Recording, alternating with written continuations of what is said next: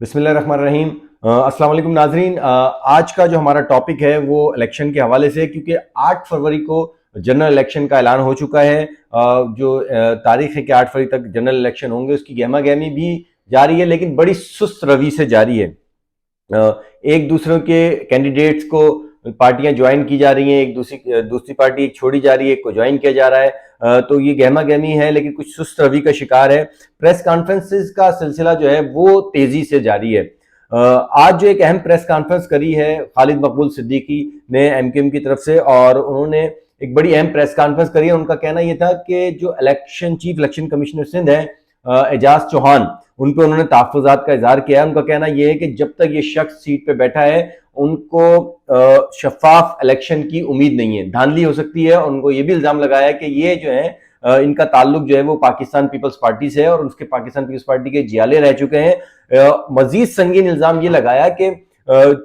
کچھ عرصے قبل جو الیکشن ہوئے تھے بلدیاتی،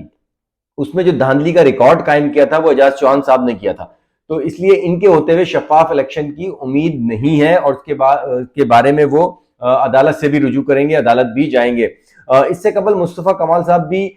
جو کہ بڑا جوش سے تقریر بھی کرتے ہیں، پریس کانفرنس بھی کرتے ہیں، بڑا کمانڈ ہے ان کو اپنے جملوں پہ اور اپنی گفتگو پہ، وہ بھی کئی مرتبہ مختلف لوگوں پہ اپنے تحفظات کا اظہار کر چکے ہیں۔ اور ان کا یہ بھی کہنا تھا کہ یہ وہ لوگ ہیں جو کہ پیپلز پارٹی سے جن کے مراسم ہیں، جو کہ کرپشن میں ملوث ہیں، کیونکہ پیپلز پارٹی سندھ میں 15 سالوں سے حکمران رہی ہے،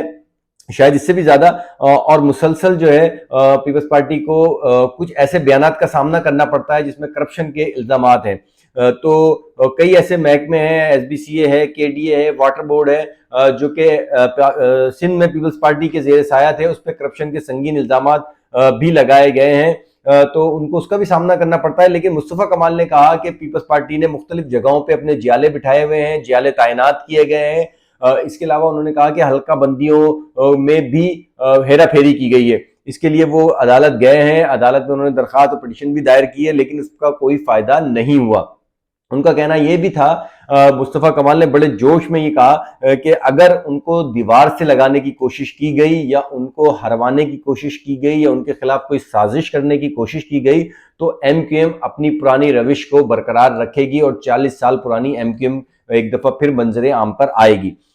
دوسری جانب ایم کیو ایم انٹرنیشنل جو ہے، انہوں نے لندن سے اعلان کیا ہے کہ جو لوگ الیکشن میں حصہ لینا چاہتے ہیں ایم کیو ایم لندن کے پلیٹ فارم سے، وہ ایک فارم بھیجا ہے، انہوں نے ایک فارم جاری کیا ہے نیٹ پہ کہ وہ فارم فل کر کے ان کو بھیج دیں اور آزاد حیثیت سے الیکشن میں حصہ لیں، تاکہ ان کی بھی نمائندگی اسمبلیوں میں ہو، جو کہ اس کی کوئی گہما گہمی یا کچھ نظر نہیں آتا، کیونکہ نہ اب ایم کیو انٹرنیشنل کے کوئی کارکنان موجود ہیں، نہ اس طرح کی کوئی ان کی ایکٹیویٹیز ہے، کوئی یونٹ، سیکٹر یا پھر مرکز موجود ہے، نہ ہی ان کا کوئی لیڈر یا سربراہ یہاں پر موجود ہے۔ اس لیے یہ اعلیٰ چیپٹر تو ہم اس کو فی الحال کلوز سمجھتے ہیں۔ ابھی جو مقابلہ ہے ناظرین جنرل الیکشن میں، وہ ایم کیو ایم اپنی پوری تیاری کے ساتھ، پورے جوش اور جذبے کے ساتھ میدان میں اتر رہی ہے، اور وقتاً فوقتاً ان کے پروگراموں میں تیزی آتی جا رہی ہے۔ جگہ جگہ آفیسز، الیکشن آفیسز کھل چکے ہیں۔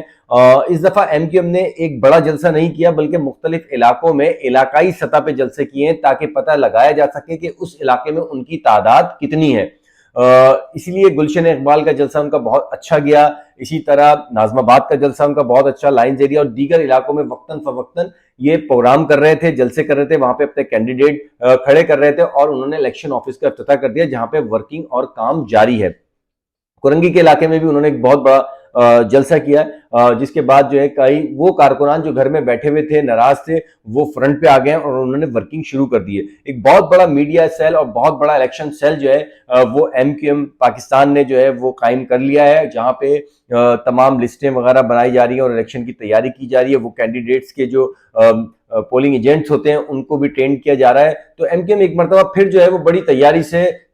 سندھ کی سطح پر الیکشن لڑ رہی ہے، جس میں خاص طور پہ کراچی جو ہے وہ قابل ذکر ہے، اس کے علاوہ میرپور خاص ہے، حیدرآباد ہے، ٹنڈو لیار ہے۔ یہ تمام علاقے جو ہیں جو ایم کیو ایم اون کرتی ہے کہ وہ ہمارے علاقے ہیں، حیدرآباد ہے، تو کراچی، حیدرآباد، میرپور خاص سمیت دیگر علاقوں پہ وہ بھرپور طریقے سے ہے، اور امید کر رہے ہیں کہ وہ اس دفعہ سیٹیں زیادہ لیں گے، کیونکہ باتیں بیچ میں ہو رہی تھی کہ جی ڈی اے جو ہے وہ بھی ان کے ساتھ کام کر رہی ہے، اس کے علاوہ تمام جو مذہبی جماعتیں ان سے بھی ان کی بات چیت چل رہی ہے۔ آج مصطفیٰ کمال نے ایک بات کہی ہے، ان کا کہنا یہ تھا کہ ابھی کوئی حتمی سیٹ ایڈجسٹمنٹ کے حوالے سے کوئی حتمی فیصلہ نہیں ہوا، کمپرومائز ہو چکا ہے، معاہدہ ہو چکا ہے، مل کے الیکشن لڑیں گے، لیکن کس سیٹ پہ کس کا امیدوار کھڑا ہوگا یہ ابھی ڈیسائیڈ نہیں ہوا۔ ظاہر ہے کراچی جو شہری علاقے ہیں وہاں سے ایم کیو ایم اسپیس نہیں دے گی کسی کو، وہ اپنا کینڈیڈیٹ کھڑا کرے گی۔ دوسری جانب پیپلز پارٹی جو ہے اس نے بھی اپنی تیاری کری ہوئی ہے۔ سعید غنی صاحب جو کہ صدر ہیں سندھ کے پیپلز پارٹی